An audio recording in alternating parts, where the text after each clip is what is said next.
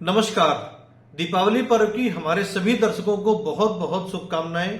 आज 31 अक्टूबर है। बहुत सी जगह पे आज दीपावली मनाई जा रही है, कुछ जगह पे दीपावली कल मनाई जाएगी।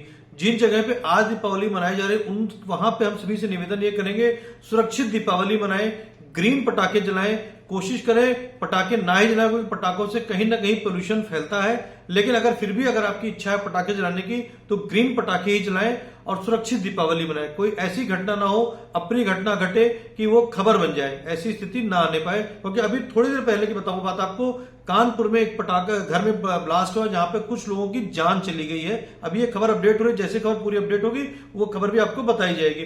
तो सुरक्षित दीपावली मनाएं। हमारा उद्देश्य आपको डराना नहीं है, पर सिर्फ आपको आगाह करना है कि दीपावली को सुरक्षित तरीके से मनाएं। दीपावली प्यार का त्योहार है, एक दूसरे से मिलने का त्योहार है। तो दीपावली मनाएं, सुरक्षित तरीके से दीपावली मनाएं। एक बार फिर आप सभी को दीपावली की बहुत बहुत शुभकामनाएं। अब बढ़ते हैं आज की खबर की तरफ। देश में चुनाव का माहौल चलता रहता है। महाराष्ट्र में चुनाव है और झारखंड में चुनाव है। उसके साथ साथ कुछ सीटों पर उपचुनाव भी है। मगर ये इन चुनावों के कुछ समय पहले ये चुनाव होंगे, आपके नवंबर के मिड नवंबर में होने हैं। मगर उसके पहले भी हरियाणा में एक चुनाव होने वाला है जिस पर निगाहें लोगों की लगी हुई। इस चुनाव में शक्ति प्रदर्शन होना है। ये चुनाव होना है हरियाणा की अघोषित राजधानी पंचकुला की नगर निगम में।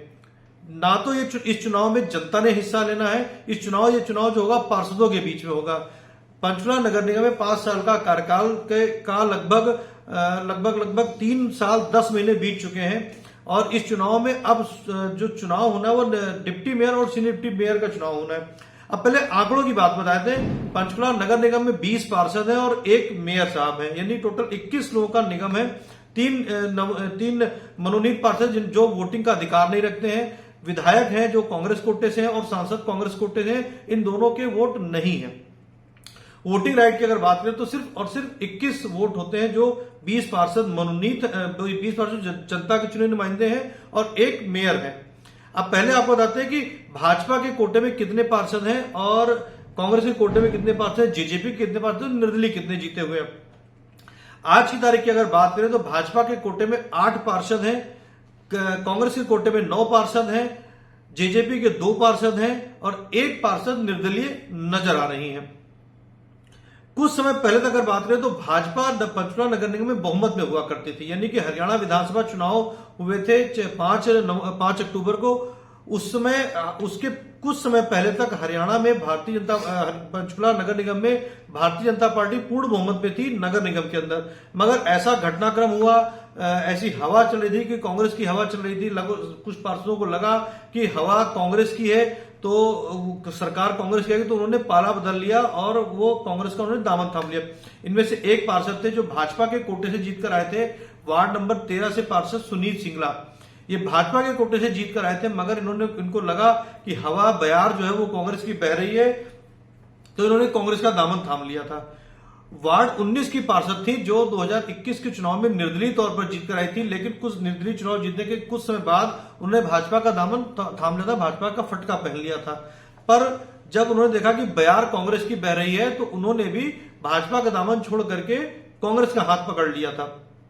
इसी तरीके से निर्दलीय चुनाव जीती वार्ड 11 की पार्षद ओमवती पुनिया चुनाव निर्दलीय जीती थी, मगर ज्यादातर समय ये भाजपा के खेमे में दिखाई पड़ती थी, क्योंकि सरकार भाजपा की थी तो इनको लगता था कि भाजपा में ही रह करके काम कराया जा सकता है। निर्दलीय पार्षद का कोई दल तो है नहीं, वो भाजपा में जा सकता है। कल कांग्रेस सरकार तो कांग्रेस में चली गई, तो ओमवती पुनिया को लगा कि बयार कांग्रेस की बह रही है, सरकार कांग्रेस की आएगी, तो इन्होंने कांग्रेस के साथ मंच साझा करने शुरू कर दिया और ये कांग्रेस के खेमे में दिखाई पड़ने लगी। तो माना जा रहा था कि इन्होंने कांग्रेस का समर्थन कर दिया है। हालांकि एक और था, आपको ओमवती पुनिया ने कांग्रेस से पंचकुला विधानसभा के टिकट की मांग की थी।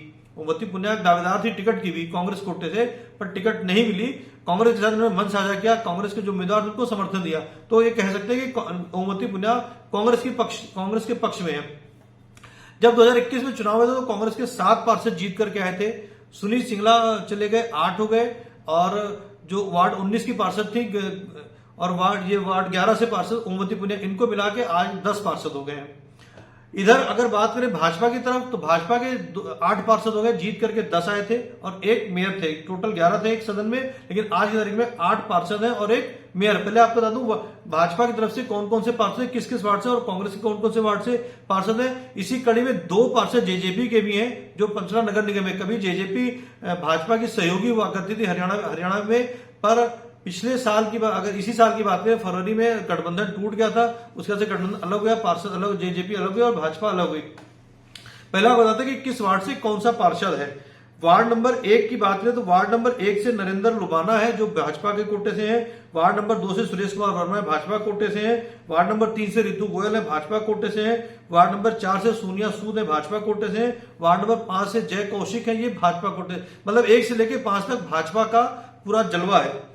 अब आते हैं वार्ड नंबर 6 पर। वार्ड नंबर 6 से पंकज है, जो कांग्रेस से हैं। वार्ड नंबर 7 से ऊषा रानी कांग्रेस से हैं। वार्ड नंबर 8 से हरिंदर मलिक है, ये भाजपा से हैं।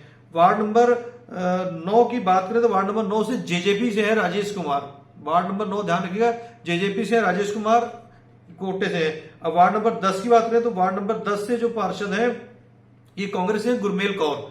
वार्ड नंबर 11 से ओमवती पुनिया निर्दलीय विधायक है। कुछ समय पहले वो भाजपा के साथ हुआ करती थी, पर अब वो कांग्रेस कोटे से कांग्रेस में दिखाई पड़ी। इस बीच में विधानसभा चुनाव में उन्होंने टिकट मांग की थी और कांग्रेस के साथ मंच भी साझा किया था।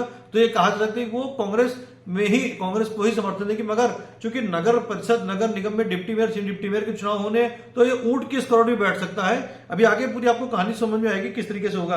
वार्ड नंबर 11 का, वार्ड नंबर 12 की बात करें तो सोनू बिरला भाजपा कोटे से हैं। वार्ड नंबर 13 जीत करके ये भाजपा कोटे से आए थे, पर इन्होंने विधानसभा चुनाव के ठीक पहले पाला बदल के कांग्रेस में चले गए हैं। सुनील सिंगला नाम है, लेकिन आगे क्या कांग्रेस में रहेंगे या भाजपा दोबारा ज्वाइन कर लेंगे, अभी कुछ नहीं कहा जा सकता।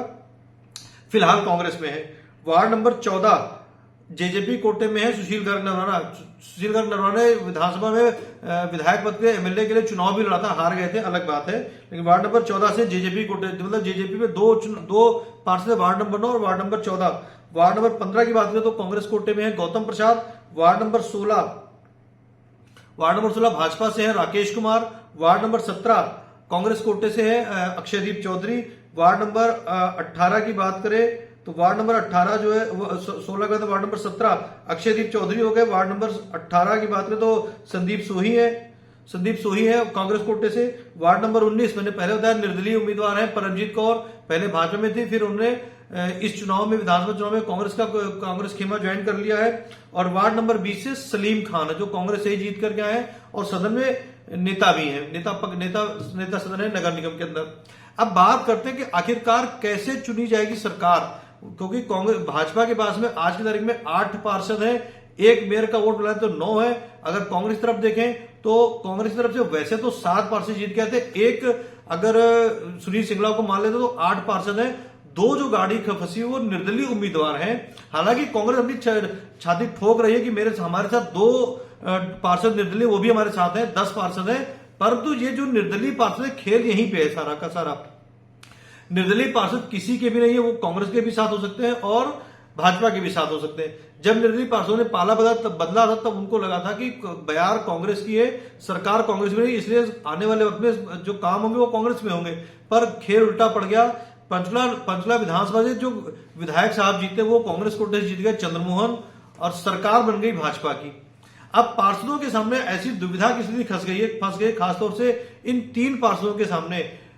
इधर से वार्ड नंबर 13 से पार्षद सुनील सिंगला, वार्ड नंबर 19 से पार्षद निर्दलीय पार्षद है और वार्ड नंबर 11 से पार्षद ओमवती पुनिया। इन 3 के सामने ऐसी स्थिति फंस गई है कि सरकार जो बननी थी कांग्रेस की वो बनी नहीं, और अब भाजपा का समर्थन करें या कांग्रेस में बने रहे, ऐसी सिचुएशन बनी हुई है।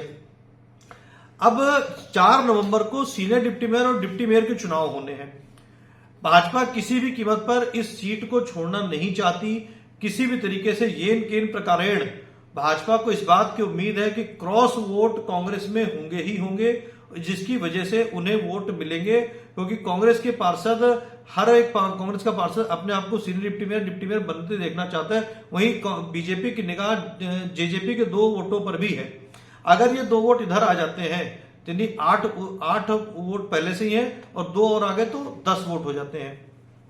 साथ साथ जो दो निर्दलीय पार्षद हैं उनके वोट भी बीजेपी की कोशिश है कि अपने खाते में करवाने की पूरी कोशिश चल रही है। और यही वजह है कि दीपावली का वक्त है, जो उम्मीदवार है भाजपा की तरफ से, जो नगर डिप्टी मेयर और डिप्टी मेयर पद के उम्मीदवार हैं, पिछले कई दिनों से देखे गए हैं। मैं किसी का भी नाम नहीं ले रहा हूं क्योंकि अभी नाम घोषित हुए नहीं। भाजपा में नाम जो आएगा वो पार्टी से तय होकर के आएगा कि कौन होगा। लेकिन जो अपने आप को उम्मीदवार है, बस समझ अपने आप को उम्मीदवार मान के चले कि हमारी उम्मीदवारी है, उन्होंने इन पार्षदों के यहाँ पे खासतौर से निर्दलीय पार्षदों के घर पर मिठाई के कई डब्बे पहुंचाए हैं। ऐसे हमें जानकारी व्यक्तिगत तौर पर मिली हुई है। कई दो पार्षदों के घर पे, जेजेपी के पार्षदों के और निर्दलीय पार्षदों के घर पे मिठाइयों के डब्बे और गिफ्ट पैक पहुंचाए गए हैं। कोशिश इस बात की है कि जो निर्दलीय पार्षद हैं वो भाजपा के खेमे में आ जाए और भाजपा को वोट दें।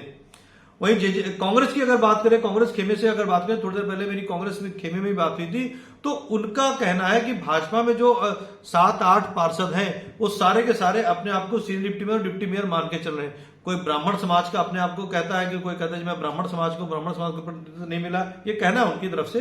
कोई कहता है पंजाबी समाज का है, कोई एससी समाज से है। तो उनका मानना है कि भाजपा के अंदर जो होगा वो क्रॉस वोट होगा और उस क्रॉस वोट का फायदा कहीं ना कहीं कांग्रेस को मिलेगा। हमारे पार्षद एकजुट रहने वाले हैं। जब उनसे हमने पूछा कि भाई जेजेपी के भी 2 पार्षद, जेजेपी के 2 पार्षद उधर चलेंगे, चाबी तो जेजेपी के पास रहने वाली है, तो कांग्रेस का कहना है अनऑफिशियल तौर पर कि जेजेपी के पार्षद भी कांग्रेस का ही समर्थन करेंगे। मतलब कहीं ना कहीं पेच बड़ा फंस गया ऐसा कि गोटी किस तरफ फंसेगी अभी कुछ भी कहना मुश्किल है। आपको फिर बता दूं, 4 नवंबर को पंचकुला नगर निगम के लिए सीनियर डिप्टी मेयर और डिप्टी मेयर पद के चुनाव हैं। 11 बजे के समय अपने नॉमिनेशन दाखिल होने हैं। 11:15 बजे के आसपास जो मैं आपको पूरा एग्जैक्ट टाइम बताता हूँ, 11:15 से 11:15 बजे के बीच का वक्त जो निर्धारित है वो सुबह 11 बजे से 11:15 तक पार्षद वहां पहुंचेंगे। 11:15 से 12 तक नामांकन पत्र दाखिल किए जाने हैं। 12 बजे से 12:15 तक नामांकन पत्रों की जांच होगी। उसके बाद में 12:45 तक नामांकन वापस लिया जा सकता है। मतलब अगर किसी ने ज्यादा नामांकन भर देगा तो आपस में मान मनोबल का भी खेल चलेगा, भाई साहब आप बैठ जाओ हम बन जाते हैं, या आप बैठ जाओ हम बन जाते हैं, वो खेल भी चलेगा।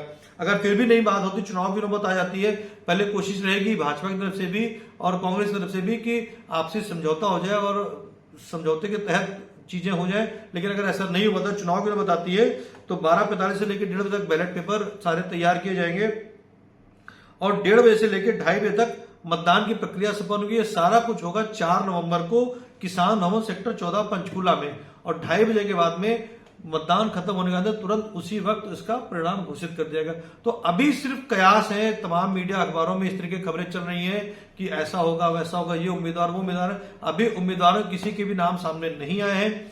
हाँ, अगर बात करें तो भाजपा की तरफ से ब्राह्मण उम्मीदवार भी हैं, पंजाबी उम्मीदवार भी हैं और एससी उम्मीदवार भी हैं और बनिया उम्मीदवार भी हैं। बनिया उम्मीदवार पे इसलिए बात रखी जा रही है, बनिया उम्मीदवार की बात करें तो एक महिला उम्मीदवार है बनिया में। ब्राह्मण वोट की बात करें तो एक ही सदस्य है जो ब्राह्मण है, युवा भी है, उनकी तरफ से भी दावेदारी की जा रही है और हो सकता है पार्टी उनको भी दे दे। अगर बनिया उम्मीदवार की बात करें तो बनिया उम्मीदवार का वोट इसलिए कट सकता है क्योंकि मेयर साहब बनिया कोटे से ही आते हैं, तो इसलिए थोड़ा सा ब्राह्मण उम्मीदवार पे संभावना दिखाई पड़ रही है कि ब्राह्मण उम्मीदवार को वोट मिल सकता है। और अभी कुछ वैसे कहना बड़ा मुश्किल काम है अभी कि किसको मिलेगा किसको नहीं मिलेगा। हालांकि पंजाबी समुदाय भी अपनी तरफ से पूरी ताकत लगा रखी है, पंजाबी समुदाय ने भी टिकट के लिए। और अगर कांग्रेस की बात करें तो कांग्रेस में नेता विपक्ष के तौर पर सलीम खान का दावा पूरी तरीके से मजबूत है। वार्ड नंबर 18 से पार्षद संदीप सोही वो भी आ सकते हैं डिप्टी मेयर पद के लिए, सीनियर डिप्टी मेयर पद के लिए। तो सबकी पहली पसंद कांग्रेस तरफ से सलीम खान है, वार्ड नंबर 20 के पार्षद हैं। और इसके अलावा जेजेपी अगर साथ देती तो एक पोस्ट कांग्रेस तरफ से जेजेपी को भी ऑफर की जा सकती। तो ये सिचुएशंस हैं अभी सारी सबके सामने हैं। बाकी सारी स्थितियां अगले कुछ घंटों के अंदर, मतलब महज 3 दिन का वक्त है, 72 घंटे का वक्त बचेगा। जब आप ये खबर देख रहे होंगे उसके धीरे धीरे घंटे कम हो रहे हैं। 72 से 74 घंटे का वक्त है जब आप ये खबर देख रहे हो सकता है तब तक 70 घंटे बचे, 68 घंटे बचे, हो सकता है 60 घंटे ही का वक्त बचे। तो अगले कुछ घंटों के अंदर पंचकुला को सीनियर डिप्टी मेयर और डिप्टी मेयर मिल जाएगा, और वो भी 3 साल 10 महीने के बाद। तो इस खबर पर हमारी निगाह बनी रहेगी। फिर भी एक बार आपको दीपावली पर्व की बहुत बहुत शुभकामनाएं। दीपावली मनाएं, सुरक्षित तरीके से दीपावली मनाएं।